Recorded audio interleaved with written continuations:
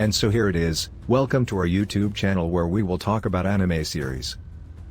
And in this video, I will give you the updated full chapter 1018 spoiler of One Piece. But before anything else, if you are new to our channel, please don't forget to subscribe and please click on the notification bell so that you can be updated every time we have a new upload. Thank you so much, and let's get started.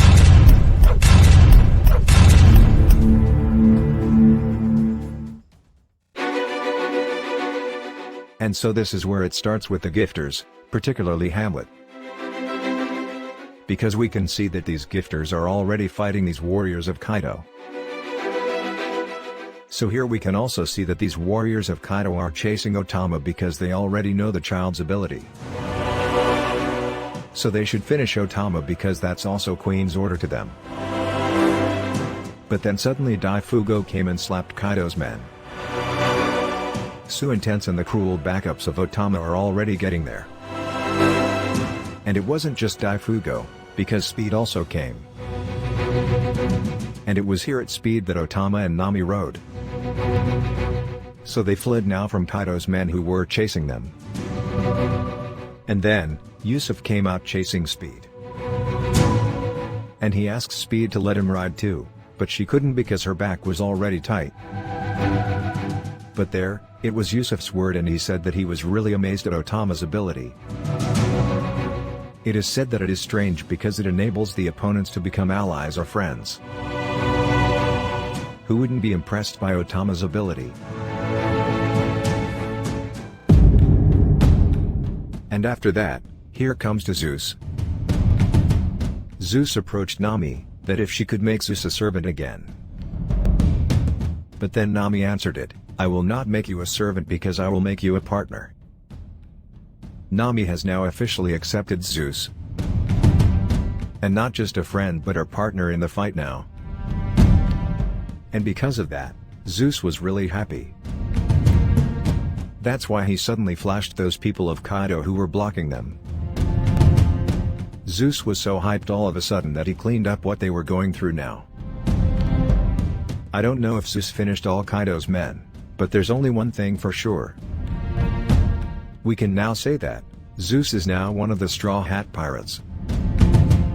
Of all the things they can get to be their allies, this is one of the best and strongest.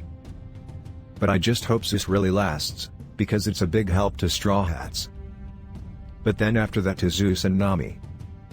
We'll jump again here in CP0s. And here they are talking to each other. And what they are talking about again is the strength of Kaido's forces against the samurai. So based on the conversation between the CP0s, what happened was that the gifters that Otama got, had subordinates. So if that's the case, the people of those gifters joined them and sided with the samurais too. So what they mean is that the samurai forces have really increased a lot. And the ratio is now 16,000 on Kaido's side against 9,000 army samurai. And going back to the conversation with these three, it was here that their conversation became serious. Because this big man has already spoken. And that said there, he doesn't care who wins the fight between Kaido and Luffy. But the important thing is that they must make sure that they can end that man's life. So who is he referring to? What he was referring to there was none other than this Whoswho. Whoswho is so cruel. He is also the target of CP0s. So here it is that this smiling face mask spoke and said, yes, Whoswho's information is said to be confidential. But, even so, that information is said to be old and will not damage the reputation of the world government. So because of that, even if that information from Whoswho spreads, it's okay. But then going back here, it spoke to one of the CP0s and said, that they really should end this Whoswho because the reputation of the world government will be ruined if the news spreads that someone has escaped alive in the prison of this world government. So that's what they avoid. Instead, they are keeping the pride of the world government. But the CP0s aren't over yet, and they said they'll see if Whoswho can last in the battle. Because after all, Jembie is said to be Whoswho's opponent, so they will see if he can still survive today. The CP0s look up to Jembie. And that's where the conversation of these CP0s ends. And after that, Jembie and Whoswho are here again. What is said in this part is that these two gave a severe attack. In fact, Jembie even continued to use his armament haki just to block Whoswho's attacks. Because of that, Whoswho praises Jembie because even though he is a fishman, his strength and the ability to fight are great. And that was the first round of their fight. But here too, while the two of them were fighting, Jembie asked this Whoswho if he was also angry with Luffy because he ate the Gumo Gamono fruit. So here has Whoswho answered it and said that what he resented there was Shanks because he took the Gumo Gamono fruit. But since Luffy inherited Shanks' straw hat and ate the fruit, it was natural that he wanted to kill Luffy as well. And so this is also where Whoswho started talking about the times he was imprisoned. And that's what Whoswho says here. When he was being tortured, the guard told him a story and said that Whoswho should start praying to the god of sun, which is called Nika. So Nika is the name of the god of sun. And it is said to be a legendary warrior who will give happiness to people and remove all their pain. And of course besides that, one day Nika will save or set free every slave. That's why, every time Whoswho is tortured, he starts calling or praying for Nika. And he hopes that Nika will actually save all the slaves. But then, the next day, the guard who told Whoswho about the story of God of Sun suddenly disappeared. So because of that, it was here that Whoswho decided to escape from the prison. Because he already knew that he was now the next one to be killed. So Whoswho's only question is, why is it forbidden to tell stories or spread about the story of Nika or God of Sun? But until now there is still no answer to this question by Whoswho. But then after that, it was here that Whoswho turned to Jembie again and what he said, since these fishmen of our former slaves, and their history is really slaves, they may know something about the God of Sun.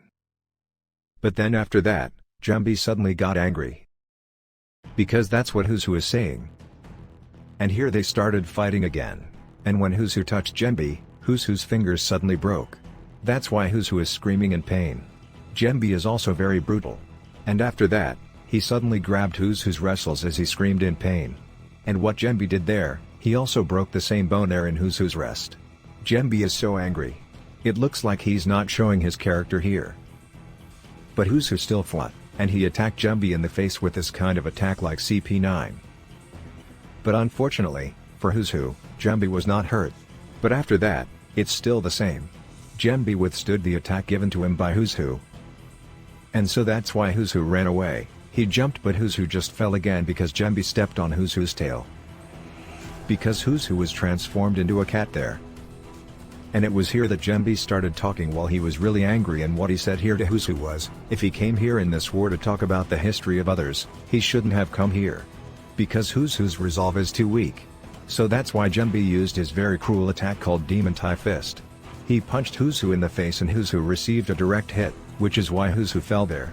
The reason why Jembie is so angry because he seems to be discriminated against by Whoswho for repeatedly saying that fishmen are slaves. And so after that part.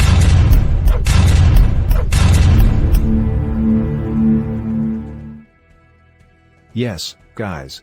This chapter is only up to here. So don't forget to click the like and subscribe button as well as the notification bell for the next chapter. Thank you so much for watching. See you next time.